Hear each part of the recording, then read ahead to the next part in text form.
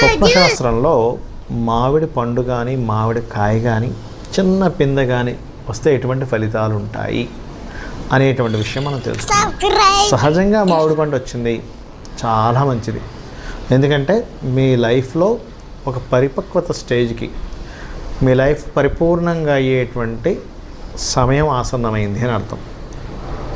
పిందె స్టేజ్లో వచ్చింది, ఇప్పుడే స్టార్ట్ అవుతుంది, కాస్త మామిడికాయ స్టేజ్లో వచ్చింది.